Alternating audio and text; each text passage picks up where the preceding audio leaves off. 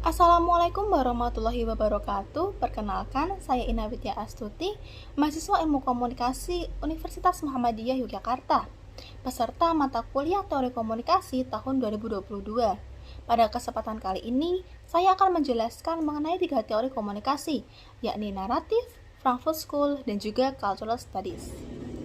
Teori yang pertama adalah naratif. Paradigma naratif diperkenalkan oleh Walter Fisher. Paradigma ini mengedepankan kepercayaan bahwa manusia merupakan makhluk pencerita, yang mana nilai-nilai, emosi-emosi, dan pertimbangan estetik menjadi dasar kepercayaan dan perilaku manusia. Artinya, manusia akan lebih dipersuasi dengan cerita yang baik dibandingkan dengan argumentasi yang baik. Narasi merupakan cara manusia untuk menjelaskan dan juga menciptakan dunia. Fisher menyebut pendekatan ini sebagai paradigma, bukan teori. Paradigma cakupannya lebih luas dibandingkan satu teori yang spesifik. Terdapat pergeseran paradigma. Dengan paradigma naratifnya, Fisher mewakili cara berpikir yang berbeda mengenai dunia daripada paradigma dunia rasional atau pola pikir yang mempertimbangkan pemikiran yang logis sebagai hal primer. Adapun asumsi-asumsi dari paradigma naratif. Yang pertama, manusia pada dasarnya bersifat pencerita. Yang kedua, keputusan mengenai nilai sebuah cerita berdasarkan pada alasan atau penalaran yang baik. Maksudnya, keputusan terkait cerita itu diterima atau tidak tergantung dari apakah cerita itu masuk akal atau apakah ada alasan yang baik. Yang ketiga, alasan yang baik ditentukan oleh sejarah, biografi, budaya, dan juga karakter. Yang keempat, rasionalitas ditentukan dari penilaian banyak orang mengenai konsistensi dan kejujuran dari cerita. Semakin cerita itu tampak konsisten dan jujur, maka orang-orang juga akan semakin percaya pada cerita tersebut. Dan yang terakhir, kita hidup di dunia yang dipenuhi oleh cerita, dan kita harus memilih di antara semuanya. Dunia merupakan rangkaian cerita-cerita, dan kita bisa memilih salah satu di antaranya. Setiap manusia pasti mempunyai ideologi, nilai, budaya, dan kepentingannya masing-masing. Oleh karenanya, bisa saja terjadi perbedaan cerita antara satu dengan yang lainnya.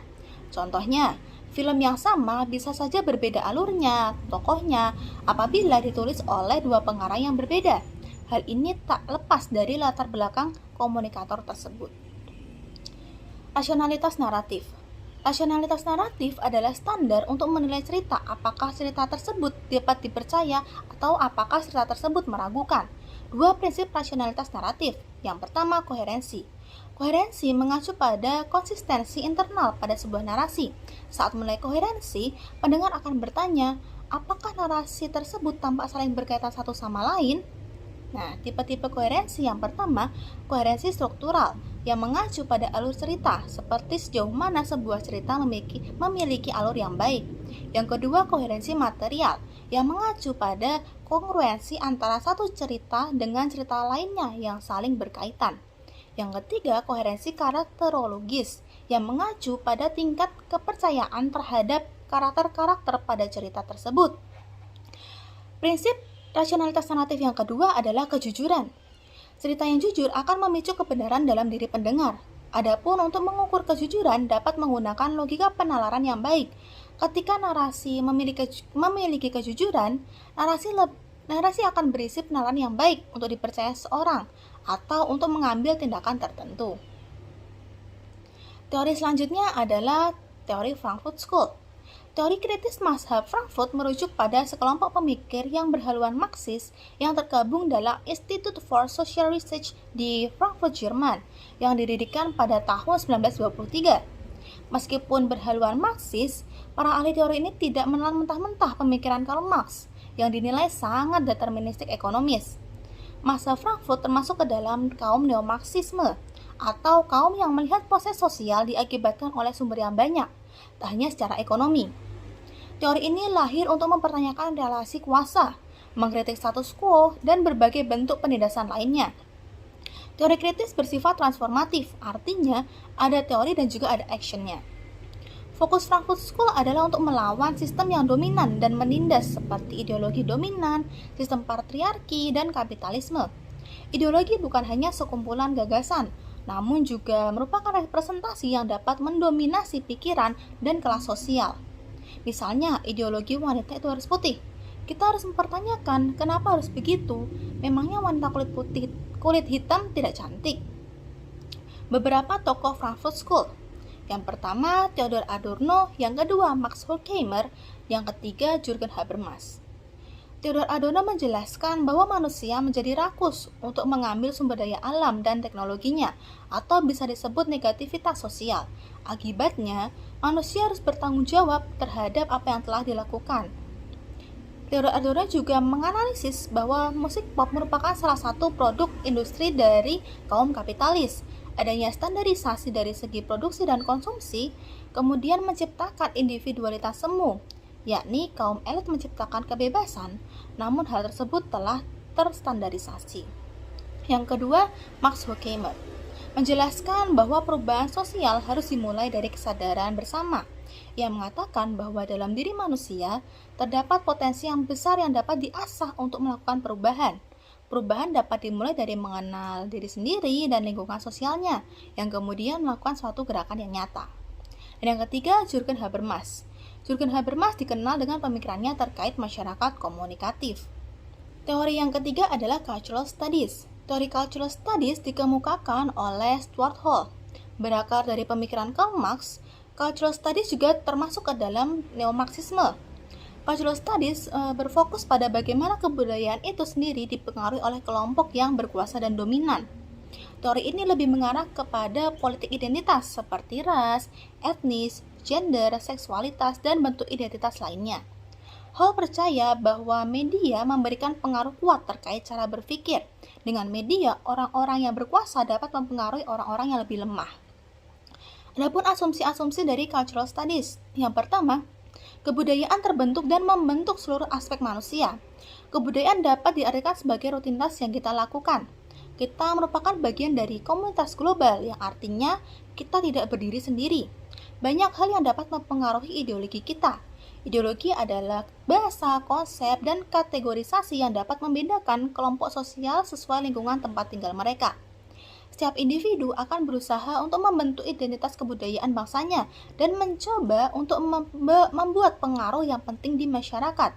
Menjadi bagian dari suatu kelompok dengan budaya yang beragam juga dapat membuat individu mengalami perang budaya atau individu kesulitan mengidentifikasi dirinya.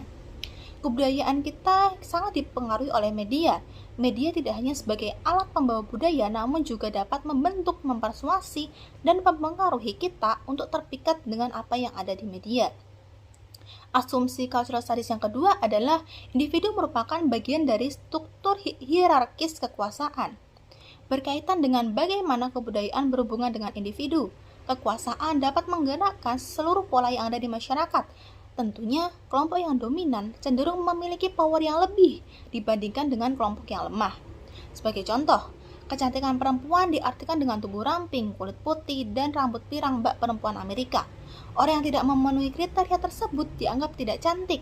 Hall percaya kalau orang yang menarik biasanya mereka terdapat di puncak status sosial yang dapat memegang kuasa yang lebih besar dibandingkan mereka yang di bawah struktur sosial atau orang yang tidak menarik. Hal tersebut juga tercipta karena pengaruh media sering memberitakan bahwa cantik itu ya perempuan Amerika kulit putih, seperti itu. Adapun konsep hegemoni. Hegemoni berarti dominasi suatu kelompok ke kelompok lainnya. Konsep ini dikemukakan oleh Antonio Gramsci dengan didasarkan pada konsep Marx mengenai false consciousness, kondisi di mana individu tidak sadar akan dominasi pihak lain atas diri mereka. Gramsci mempertanyakan mengapa massa tidak memberontak untuk melawan kelas sosial yang lebih tinggi, karena masyarakat tidak sadar bahwa telah mendukung dan mengadopsi budaya yang dominan. Adapun counter dari hegemoni. Adanya counter hegemoni menunjukkan kalau tidak semua masyarakat akan patuh terkait apa yang diberikan oleh media. Individu sadar akan hak mereka. Masyarakat menggunakan perilaku hegemoni untuk menentang kelompok yang dominan. Pemecahan kode atau decoding oleh audiens. Yang pertama, dominan hegemonic position. Memproduksi kode yang membiarkan seseorang untuk mengontrol orang lain. Contohnya, media akan memproduksi kode melalui gambar yang ditampilkan, pemilihan kata, dan lain halnya. Dibuat sedemikian rupa untuk menarik masyarakat. Masyarakat pun teryakinkan dan menerima isi informasi. Yang kedua, negotiate position.